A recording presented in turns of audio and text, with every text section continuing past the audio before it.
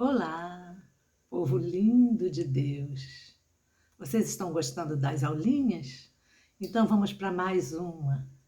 O tema, como eu prometi a vocês, é escatologia consumada. O que é escatologia? Os crentes conhecem muito essas palavras. São os acontecimentos dos últimos tempos. Os crentes falam muito isso, estamos nos últimos tempos, Jesus está voltando, o fim do mundo está próximo. Então, eles jogam esse assunto escatologia para um futuro incerto. Sendo que, quando nós nos aprofundamos na graça de Deus, nós entendemos que essa escatologia, todos esses acontecimentos, é passado. Já aconteceu no ano 70, e que todas as promessas que se referem a esse tema foram feitas para judeus. Era acerto de contas de Deus com aquele povo que Deus escolheu, que Deus preparou e enviou o Messias, e eles não o receberam, aquele povo que matou todos os profetas. Então, era juízo sobre eles. E nós não entendemos isso. E nós viemos, então, dando bastante estudos, bastante vídeos, e hoje nós estamos, então, com um estudo que tem como título Novo Céu e Nova Terra. Muito lindo, muito lindo. Novo Céu e Nova Terra. O crente anseia, por esse novo céu, por essa nova terra, só que ele se esquece de viver esse novo céu, essa nova terra. Fica só na expectativa. Então, vamos estudar. Capítulo 21 de Apocalipse, no versículo 1, diz assim: E vi um novo céu, João que está escrevendo, o apóstolo João, aquele apóstolo que Jesus diz que ele ficaria vivo até que ele voltasse. E só ele estava vivo lá na ilha de Patmos, colocado lá por Nero. Tem um estudo sobre isso também, vocês vão gostar muito. João diz: eu vi um novo céu e uma nova terra, porque o primeiro céu e a primeira terra já passaram. Queridos, nós precisamos estudar os textos respeitando algumas exigências. Vamos ver. Nós precisamos respeitar quem está escrevendo, quando está escrevendo, para quem ele está escrevendo, qual o costume, as tradições daquele povo, o que ele está escrevendo, por que está escrevendo. São algumas perguntas que nós precisamos aplicar a nós mesmos quando nós vamos estudar um texto bíblico. Então, sendo assim, fazendo isso, vem a clareza de entendimento. Mas se nós formos estudar um texto bíblico sem pensar nisso, querer trazer logo para a nossa cultura, fica complicado. A Jerusalém que desceu do céu é o reino de Cristo. Jesus diz: é chegado entre vós o reino de Deus. O reino de Cristo na terra é a nova Jerusalém para nós. Nós já estamos reinando com Cristo. Então vamos lá. Se tudo já contribui para o nosso bem, como o apóstolo Paulo disse, se nada nos separa do amor de Deus, nem a morte, nem a vida, nem os anjos, nem os principados, quando Paulo fala de principados, está falando das autoridades romanas ali, dos homens que perseguiam a igreja do Senhor Jesus, nem as potestades, quando Paulo fala de potestades, são as autoridades religiosas que estavam perseguindo a igreja. Nem o presente, nem o porvir, nem a altura, nem a profundidade, nem alguma outra coisa poderá nos separar do amor de Deus. Isto não é viver o reino de Deus? Se você não tomou posse, não é culpa de Deus, não é culpa de Jesus Cristo. Mas se você tomou posse, você já está na nova Jerusalém. Quando Cristo morreu naquela cruz, ele já me redimiu. Agora, quando eu morro, eu sou arrebatado com Cristo. Então, vamos lá. Disse João que ele viu um novo céu e uma nova terra. Bem, os crentes, como gostam de tudo literal, querem ver tudo de forma literal, já ficam pensando num novo céu mesmo, que isso tudo vai se acabar, e numa nova terra, e que vem nova terra aí. Porque eles querem ver tudo de forma literal, tudo é matéria para o crente. Só que o novo céu e a nova terra quer dizer o novo pacto que Jesus, a nova aliança que Jesus trouxe para os seus. O templo precisava ser destruído para que o povo desfrutasse por completo desse novo pacto. Mas vejam que quando João diz, fala, deixa no passado, passaram. A velha terra já passou. Na cruz do Calvário, Jesus pôs fim à lei, meus irmãos. Olha o que diz em Romanos 10, versículo 4. Porque o fim da lei é Cristo, para a justiça de todo aquele que crê. Então, essa lei se terminou ali na cruz de forma espiritual, mas juridicamente, fisicamente, para os judeus, essa lei ainda prevalecia. Por quê? Porque o templo ainda estava de pé.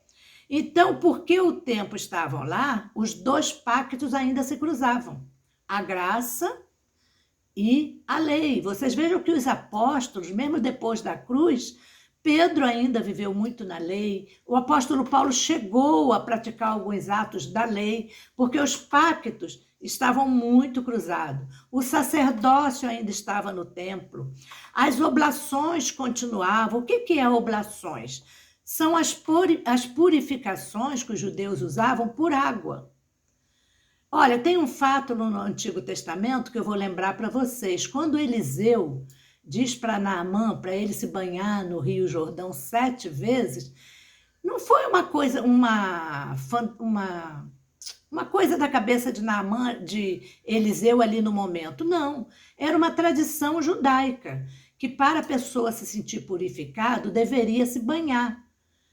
A mulher, que se vocês querem ver, a mulher menstruada, quando terminava esse período, era lei de que ela tinha que se banhar 7 vezes no rio. Olha o que Naamã teve que passar, hein? Pela mesma cerimônia que uma mulher, após sua menstruação, passaria. Eliseu não criou isso, uma fantasia da sua cabeça, no momento só para implicar com Naamã, como muita gente até fala, queria testar a humildade de Naamã.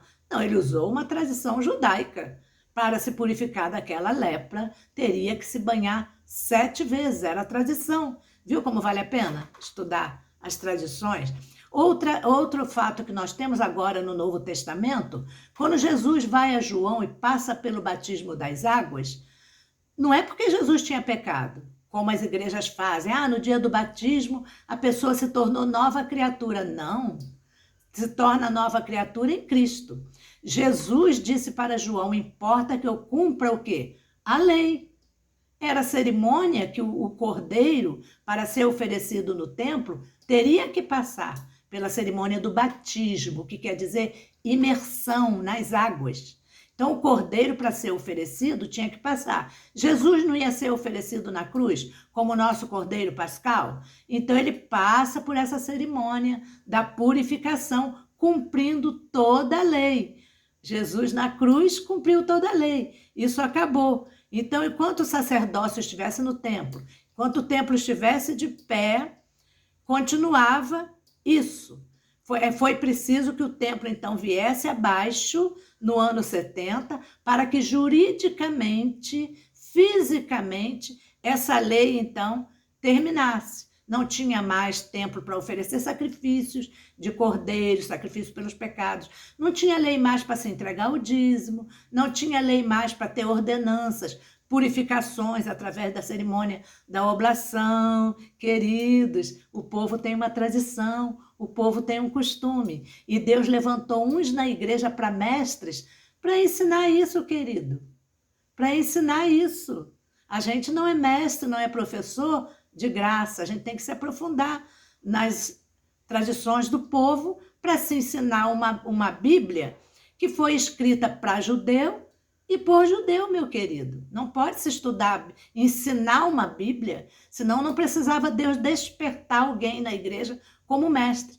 Poderia qualquer um ensinar. Aliás, como é o que acontece, né? E por isso que se ensina tão errado. Todo mundo é pastor, Todo mundo recebe o título de pastor e diz: eu sou pastor. Não, a Bíblia diz que Deus levantou uns na igreja para pastores e mestres. Na igreja dele, ele levanta pessoas com o dom de pastorear, pessoas com o dom do ensino. E lá vai dizer: aquele que ensina, que haja dedicação. O que é dedicação? Se aprofundar. Primeiro aprender e aprender muito, para depois ensinar. Isso é dedicação. Mas vamos lá. Olha o que Hebreus, a carta aos Hebreus, no capítulo 10, versículo 8, vai dizer: sacrifício e oferta e holocausto e oblações pelo pecado não quiseste, nem te agradaram, os quais se oferecem segundo a lei. Se isso agradasse ao Senhor, não precisava a lei terminar, ter tido um fim. Mas isso não agradou ao Senhor porque a lei era má? Não. Mas a lei se tornou enferma por causa da carne, que é o homem. Tudo que o homem faz pela carne, irmãos. Eu jejuei tantas vezes para alcançar isso. Pronto, se tornou enfermo. Entrou o orgulho, entrou o eu. Já se tornou enfermo esse jejum. Por isso que tudo isso é da lei. Olha só, acabando tudo isso, o novo céu e a nova terra reinariam. João disse que ele viu isso acontecer. Ele foi testemunha, o único apóstolo que ficou vivo lá, porque Jesus disse que ele ficaria. E ele viu isso acontecer e deixou registrado. Como afirmar isso, que a nova terra não é literal? Mas eu quero ver uma nova terra. Olha, porque essa terra não será destruída para vir uma nova terra. O sábio Salomão, inspirado, escreveu lá em Eclesiastes, capítulo 1, versículo 4. Geração vai, geração vem, mas a terra permanece para sempre. Aí as pessoas dizem: não, a terra acabou em água. A terra não acabou não, meus irmãos. Terra ali foi o período daquelas pessoas que estavam ali. A terra continuou. Quando Moisés pousou a arca ali, quando Deus pousou a arca com Moisés e a família, pousou na terra. Tinha terminado nada não. E assim a palavra de Deus, que a terra permanece para sempre, vai se cumprindo. Geração vai, geração vem, mas a terra permanece para sempre. Acaba ou não acaba? Não acaba. Sabe por quê? Lá no livro de Atos vai dizer que o céu é o seu trono, o trono de Deus, e a terra é o estrado de seus pés. E conosco, o que acontece? Conosco, cumprindo-se o dia da nossa carne aqui, a carne volta ao pó, o pó volta ao pó e o espírito é arrebatado. Volta a Deus, é a igreja do Senhor Jesus sendo arrebatada. E assim como ele é, nós seremos também. Quer mais? Quer mais? Outra nova Jerusalém? Então era necessário o novo céu e a nova terra para que a igreja do Senhor Jesus reinasse em vida. Apocalipse 22:1. Eu, João, vi a santa cidade, a nova Jerusalém, que de Deus descia do céu, adereçada como uma esposa para o seu marido. Que coisa linda, a igreja do Senhor Jesus é a esposa, não a noiva. Tem pessoas que usam aquela parábola das 10 virgens e ficam esperando que um dia vai se encontrar com o noivo que vai descer do céu. Aquilo tudo foi antes da cruz, querido, era lei. Todos os escritos antes da cruz era linguagem figurada, era lei. Hoje a igreja do Senhor Jesus não é mais noiva. Ela já se casou com o noivo, que é Jesus Cristo. João olhou, viu a velha Jerusalém sendo destruída, aquele pacto se rompendo, o templo indo abaixo. Foi queimada por Vespasiano e pelo seu filho Tito. João então vê a nova Jerusalém, a graça de Deus, que é a Jerusalém espiritual, que é a igreja do Senhor Jesus, reinando em vida com ele aqui na terra. Olha como a nova Jerusalém é a graça e a velha Jerusalém é a lei, confirmando o que eu ensinei até aqui. Olha Gálatas 4, 22, 29, o que Paulo vai dizer. Porque está escrito que Abraão teve 2 filhos, um da escrava e outro da livre. Todavia, o que era da escrava nasceu segundo a carne, mas o que era da livre nasceu por promessa. O que se entende por alegoria? Paulo fala. Eu falei da alegoria da cidade, né? uma sendo destruída, simbolizando o velho pacto, e a outra descendo do céu, simbolizando o novo pacto. E Paulo diz assim agora nas suas palavras: o que se entende por alegoria? Porque estes são os dois concertos. Um do Monte Sinai, gerando filhos para a servidão, que é Agar, aquela escrava de Abraão. Mas a Jerusalém que é de cima é a livre, a qual é mãe de todos nós. Olha, meus irmãos, se a alegoria pode ser usada aqui com duas mulheres, não pode ser usada lá no Apocalipse com duas cidades? Vamos abrir os olhos da fé para ler a palavra, meus queridos. Paulo usa a figura de Sara e Agar para alegorizar as duas alianças. Duas mulheres são alegoria para as duas alianças. Duas cidades também no Apocalipse, ainda mais que Apocalipse é linguagem apocalíptica, linguagem de guerra, de tempo de guerra, linguagem de figura. Então, se pode aqui com Paulo, pode com João também, não é? Nós somos filhos da livre, da Nova Jerusalém.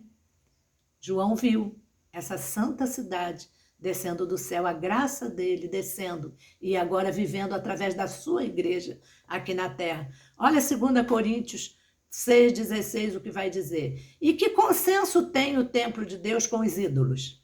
Porque vós sois o templo de Deus vivente. Olha a alegoria.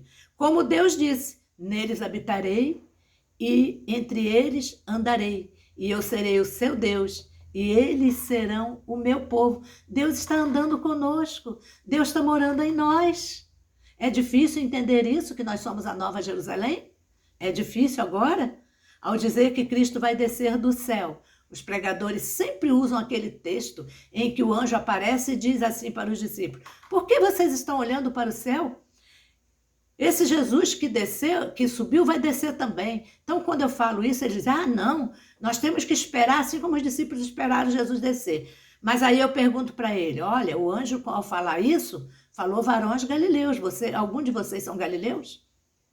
Aqueles galileus viram Jesus descer no ano 70, assim como ele subiu. Ele veio em forma de juízo, usando Vespasiano e usando Tito, para fazer o juízo que ele queria aplicar sobre aquela cidade. Então, ele veio em forma de juízo sobre aquela cidade.